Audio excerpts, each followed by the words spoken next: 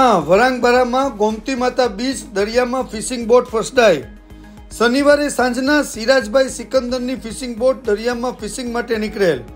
વરાંગબારાનું બાણું પસાર કરતા પહેલા જ બોટ દરિયામાં પાણી ઓછું હોવાના કારણે ફસડાઈ પડી। 2 દિવસ સુધીમાં પણ બોટ નહીં નીકળતા બોટ માલિક નિરાશ થયેલ છે। આશરે 30 થી 40 લાખ રૂપિયાનું નુકસાન જશે તેવું બોટ માલિકનું માનવું છે। દીવ પ્રશાસન મદદરૂપ બનશે તેવી માલિકને અપેક્ષા છે।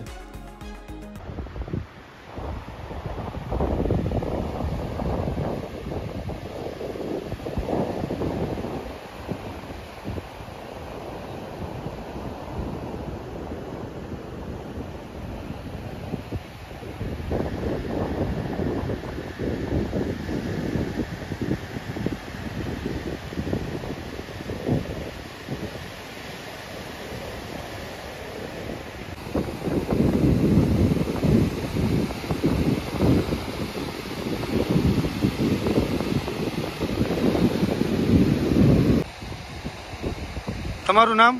સિરાજ સિકંદર। શું ઘટના બની તમારી બોટ સાથે? શનિવારના દિવસે સાંજે વણાકબાડા બંદરથી બોટ બહાર નીકળતી હતી અને અહીંયા પાણી ઓછું મળવાના કારણે બોટ ફસાઈ ગઈ। તો પછી ગમે તેટલી કોશિશ કરવા છતાં બોટ નીકળી નથી। એનું કારણ શું છે? શા માટે ફસાઈ ગઈ? અહીંયા ડ્રેજિંગના પ્રોબ્લેમ છે। પ્રશાસનને વિનંતી છે કે જલ્દીથી જલ્દી થોડું ડ્રેજિંગ કરે તો ગામવાસીઓને ઘણી બધી રાહત થાય એમ છે। કેમ કે વર્ષમાં 3, 4, 5 બોટો અહીંયા ફેલ જ થઈ જાય।